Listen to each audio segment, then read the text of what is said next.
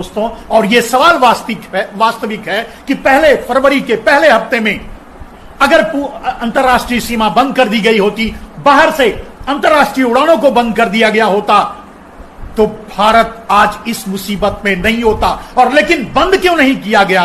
क्योंकि बाद में धीरे धीरे ऐसे निर्णय हुए, लेकिन बंद उस समय क्यों नहीं किया गया? क्योंकि हमें यह दिखाना था कि भारत कितना बड़ा गुलाम है।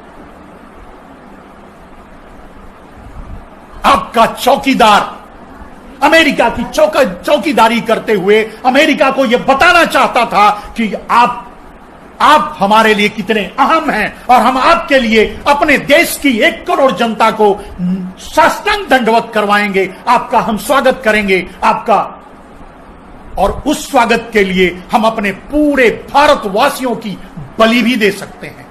आज वही हो रहा है मेरे दोस्तों। आज अगर हम इस स्थिति में हैं तो इसके लिए चौकीदार जिम्मेदार है और चौकीदार का अहंकार जिम्मेदार है।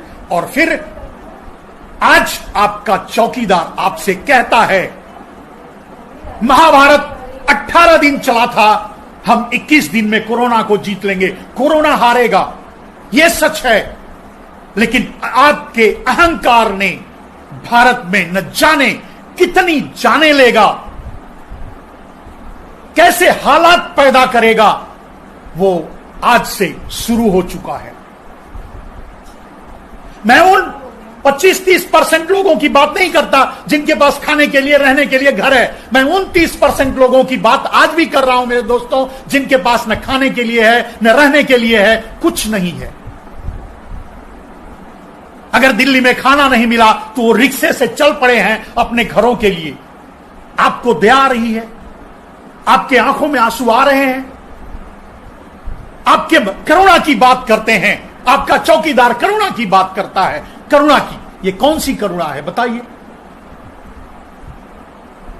या तो उन्हें वो सुविधा दी जाती जहां है वहां रहने के लिए, और या तो उन्हें उनके घर तक भेज दिया जाता, कम से कम जिए या मरे वो अपने घर पहुंच जाते। क्यों हम अपने ही लोगों को अपने घरों तक पहुंचने नहीं दे रहे हैं? आप सोच के देखिए मेरे दोस्तों, आप भी शहरों में होंगे, आपके परिवार कहीं कहीं होंगे, हमारे भी आधे परिवार गांव में हैं, आज हम यहां हैं। किसी को कहीं कुछ भी हो जाए तो आज कोई किसी का मुंह भी नहीं देख पाएगा। सोच के देखिए। मेरा सवाल बस इतना ही है मेरे दोस्तों, इस स्थिति से बचा जा सकता था। यह दिन नहीं आता अगर आपका चौकीदार ट्रंप का स्वागत नहीं करता। मात्र ट्रंप के स्वागत के लिए ही आपके चौकीदार ने 24 फरवरी तक अंतर्राष्ट्रीय सीमाएं खोलकर रखा था। और अहंकार में डूबा आपका चौकीदार दिल्ली को नरसंहार के रूप में, दिल्ली को मरने मारने के लिए छोड़ दिया। यह वही अहंकार था जिस महाभारत की जिक्र आज आपके चौकीदार ने किया। उसी महाभारत का उदाहरण है कि एक दुर्योधन के अहंकार ने 18 दिन तक कुरुक्षेत्र में लाशों से पाट दिया गया था, लाशों से पट पड़ा था। क्या भारत ऐसे ही एक दुर्योधन के अहंकार को झेलने जा रहा है?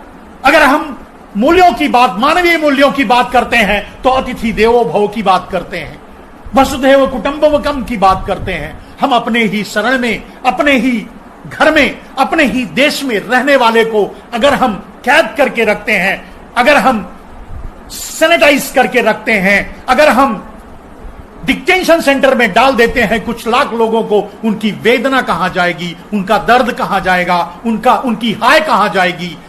उस बात को अपने चौकीदार को बताइए। यह गलत है। मैं किसी को हिंदू मुसलमान नहीं मानता, मैं किसी को सिख ईसाई नहीं मानता, मैं किसी को नहीं मानता, मैं सिर्फ इंसान मानता हूं। मैं इंसान हूं, लोग जानते हैं, मेरा समाज जानता है, मैं ब्राह्मण हूं, मैं हिंदू हूं, होगा, लेकिन मैं जानता हूं मैं इंसान हूं, सिर्फ इंसान हूं, सिर्फ और सिर्फ इंसान हूं। और मैं हर इंसान से यह कहता हूं, आप इंसान बनिए, सिर्फ इंसान बनिए। एक राजा का यह धर्म नहीं होता कि वो अपनी प्रजा में विभेद करे और विभेद करके हिंदू के लिए मुसलमान के, हिंदू के लिए, सिख के लिए, ईसाई के लिए ये करेंगे लेकिन हम मुसलमान के लिए नहीं करेंगे। इंसान और इंसान में फर्क करना एक जघन्य अपराध है। एक इंसान ये कर सकता है, आम आदमी एक हिंदू एक मुसलमान से लड़ भी सकता है, एक पड़ोसी अपने पड़ोसी से लड़ भी जाता है, लड़ता है फिर एक होता है, बहुत सी बातें आती है, लेकिन एक राजा का यह धर्म नहीं होता मेरे दोस्तों कि वो